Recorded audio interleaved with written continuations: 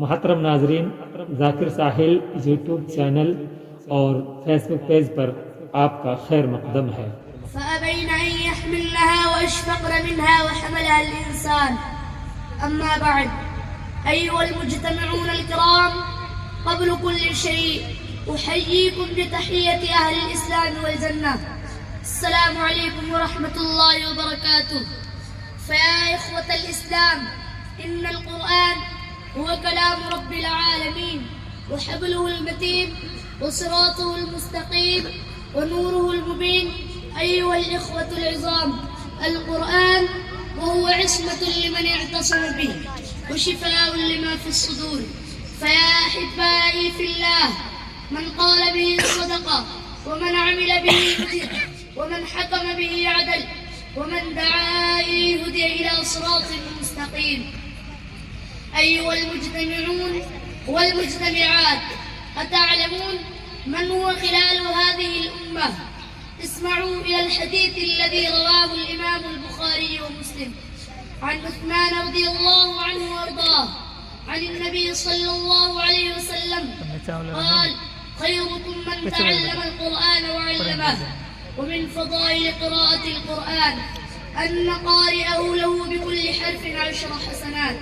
وصدق رسول الله صلى الله عليه وسلم قال: إن الله تبارك وتعالى يرفع بهذا الكتاب أقواما ويضع به آخرين، لا ريب فيه. ولصاحب القرآن أجر عظيم في الدنيا والآخرة.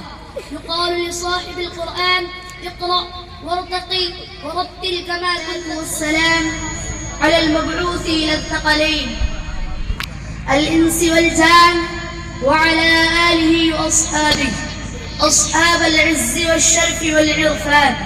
وقال تعالى بعد التعوذ والبسملة: إنا عرضنا الأمانة على السماوات والأرض والجبال فأبين أن يحملنها وأشفقن منها وحملها الإنسان. أما بعد، أيها المجتمعون الكرام، قبل كل شيء أحييكم بتحية أهل الإسلام والجنة. السلام عليكم ورحمة الله وبركاته.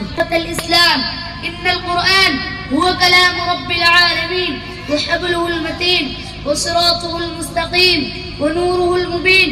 أيها الإخوة العظام، القرآن وهو عصمة لمن اعتصم به وشفاء لما في الصدور.